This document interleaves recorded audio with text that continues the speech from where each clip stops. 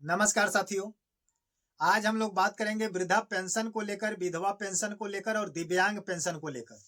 क्योंकि सभी लोग परेशान हैं कि मार्च का पैसा, अप्रैल का पैसा अभी तक सभी लोगों का नहीं आया है।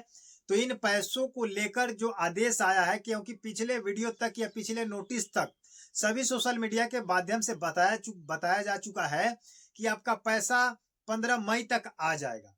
और सभी जनता भी जानते थे, चाहे वृद्धा पेंशन हो, चाहे दिव्यांग पेंशन हो, चाहे विधवा पेंशन, कि आपको हर महीने का पैसा अगले 10 तारीख को आ जाती है। यानी मार्च का पैसा आपके अप्रैल में 10 को आ जाता था और अप्रैल का पैसा आपको मई में 10 को आ जाना चाहिए था।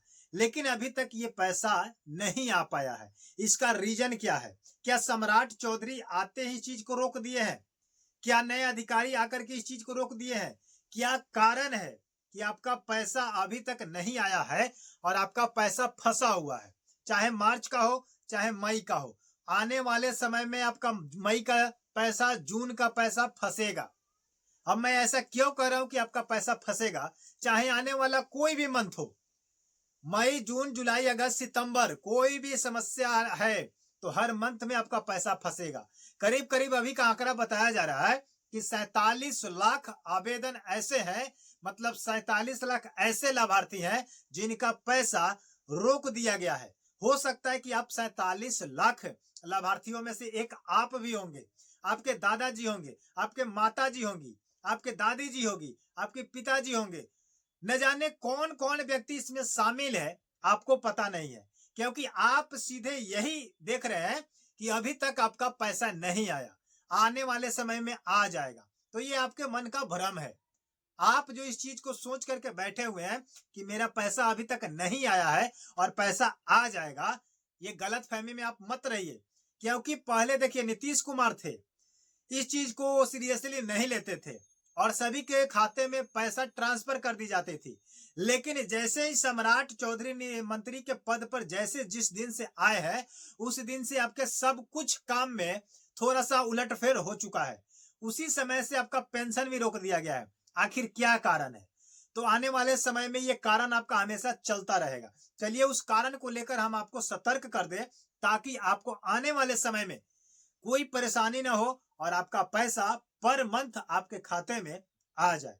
सबसे पहले तो हम बात करेंगे कि 47 लाख लाभार्थियों में से एक ऐसे लाभार्थी हैं जो अभी तक अपना लाइफ सर्टिफिकेट नहीं दे पाए। ये यानी कि जीवन प्रमाणीकरण। जब तक आप जीवन प्रमाणीकरण नहीं दीजिएगा, तब तक आपका पैसा नहीं दिया जाएगा। प्रथम रीजन ये है, फर्स्ट कारण। उसके बाद बात करते हैं कि सेकंड नंबर में यह है कि बहुत से खाता धारक का एनपीसीआई और डीबीटी लिंक नहीं है। यह सेकंड नंबर है। इस कारण से भी पैसा आपका ट्रांसफर नहीं हो पाया है। थर्ड नंबर में मेन रीजन यह है कि बहुत सारे लोग जिनका उम्र 60 वर्ष तक नहीं हुआ है, वो अपने आधार कार्ड में बढ़ा करके और 60 वर्ष प्लस करके और इस राशि को, इस प्रक्रिया को, इस योजना को लाभ ले रहे थे। तो सम्राट चौधरी ने इस लाभ को रोकने के लिए उन्होंने क्या किया कि वेरिफिकेशन चालू कर दिया है कि आप वास्तव में 60 प्लस है या नहीं, आपका उम्र 60 है कि नहीं, आप वरिष्ठ नागरिक में आते हैं कि नहीं। बहुत सारे ऐसे लोग हैं जो दिव्यांग के नाम पर, वो दिव्यांग नहीं है बट उनका सर्टिफिकेट लगा हुआ है।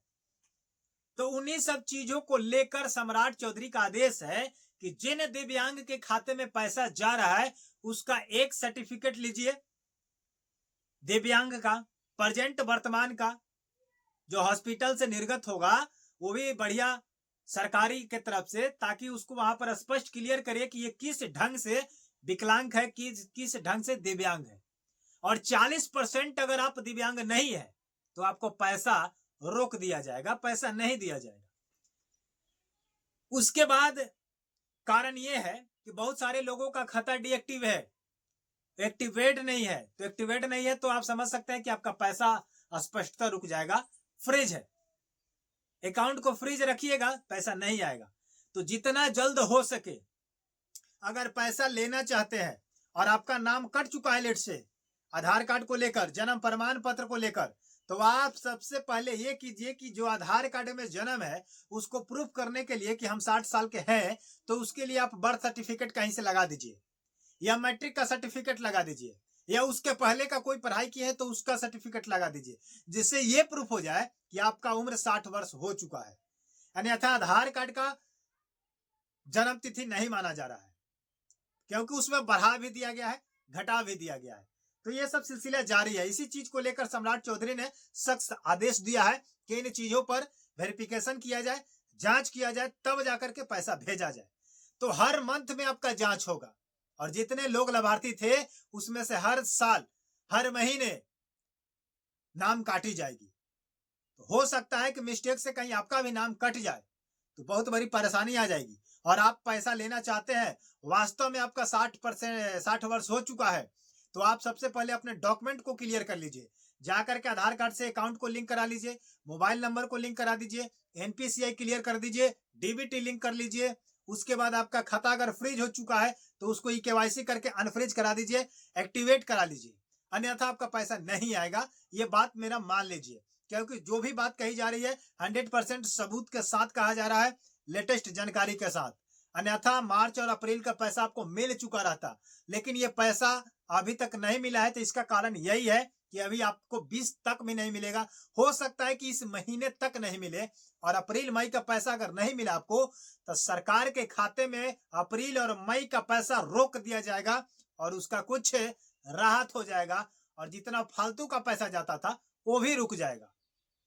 तो जल्द से जल्द अपनी अपडेट करा ले, केवाईसी करा ले, सब कुछ करा ले, अन्यथा आपका पैसा रोका जाएगा। जानकारी जैसा भी लगा हो आपको, अच्छा या बुरा, आप लोग कमेंट सेक्शन में जरूर बताइएगा। चैनल पर नया है तो चैनल को सब्सक्राइब करके वीडियो को लाइक करके मेरा मोटिवेशन को बढ़ा दीजिए। और जो पुराने सब्सक्राइबर हैं उनको तहे दिल से धन्यवाद है। जय हिंद, जय भारत।